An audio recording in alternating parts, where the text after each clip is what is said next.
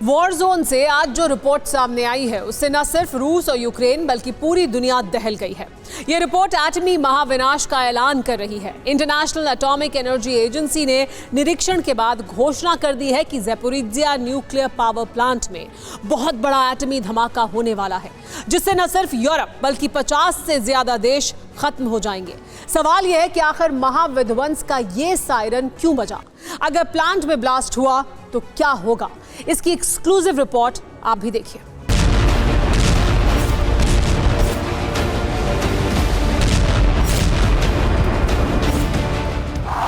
Zaporizhzhia power plant एटमी विस्फोट के बेहद करीब है। पावर प्लांट की स्थिति बहुत ही खतरनाक हो चुकी है। ये किसी भी वक्त परमाणु महाविनाश का कारण बन सकता है।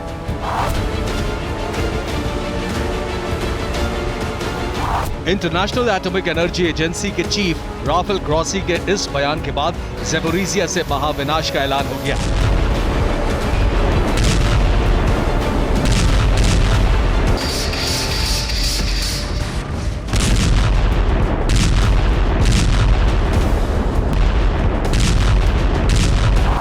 आईएईए के चीफ अपनी टीम के साथ ज़ैपोरिज़िया पावर प्लांट का जायजा लेने पहुंचे हैं।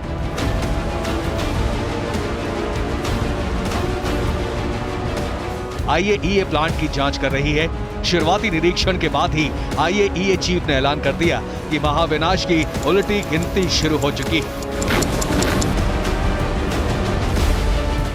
धरती एटम बम से भी बड़े धमाके के संकट से घिर चुकी है।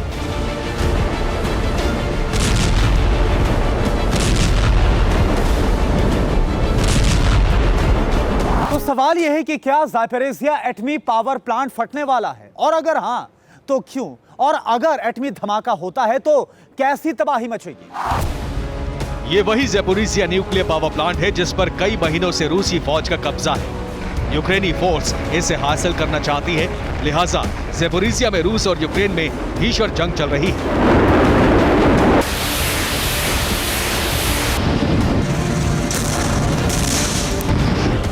इसी युद्ध की वजह से ज़ैपोरिज़िया प्लांट में एटमी विस्फोट का खतरा बढ़ गया है।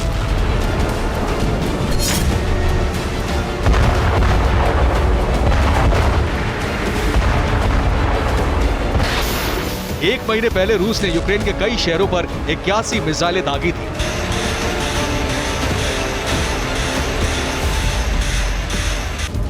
हमला ज़ैपोरिज़िया पावर प्लांट पर भी हुआ था। तभी से ये पावर प्लांट ठप है, तभी से ये एटमी विनाश का सायरन बजा रहा है।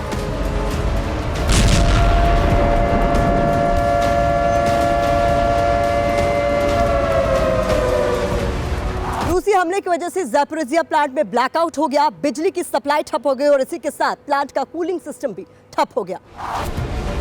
प्लांट की बत्ती गुल हुई तो यूक्रेन समेत पूरे यूरोप में न्यूक्लियर रेडिएशन का खतरा बढ़ गया।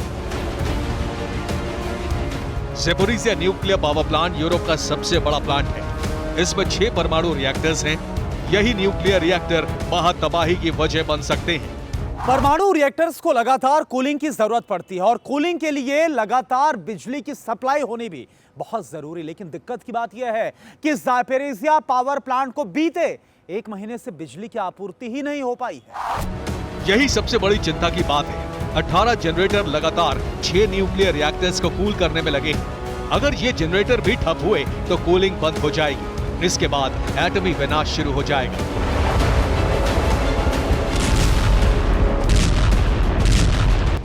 अब इसे भी समझने की जरूरत है कि अगर प्लांट में कूलिंग बंद हुई तो क्या होगा। ये कितना बड़ा खतरा हो सकता है। अगर 1.5 घंटे के लिए न्यूक्लियर रिएक्टर्स का कूलिंग सिस्टम बंद हो गया तो न्यूक्लियर रिएक्टर्स पिघल जाएंगे और शुरू हो जाएगा न्यूक्लियर रेडिएशन। रेडिएशन की जद में सिर्फ ज़ैपोरिज़िया या यूक्रेन ही नहीं आएंगे बल्कि पूरा यूरोप मरघट बन जाएगा। 50 से ज्यादा देशों में जीवन असंभव हो जाएगा।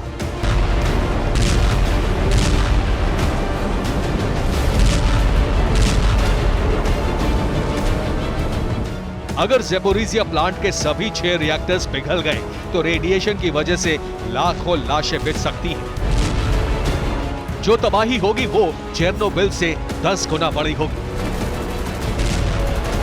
एक एनालिसिस के मुताबिक अगर ज़ैपोरिज़िया प्लांट में ब्लास्ट हुआ तो रेडिएशन से 10 लाख से ज्यादा मौतें हो सकती हैं। लाखों लोगों को कैंसर जैसी जानलेवा बीमारी हो जाएगी।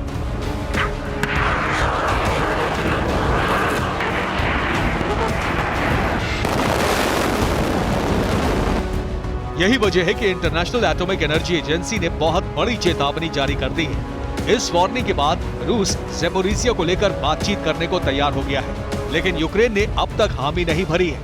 अगर ज़ेलेंस्की ने देर की, अगर रूस और यूक्रेन ने बातचीत के जरिए कोई रास्ता नहीं निकाला, तो महाविनाश तय है।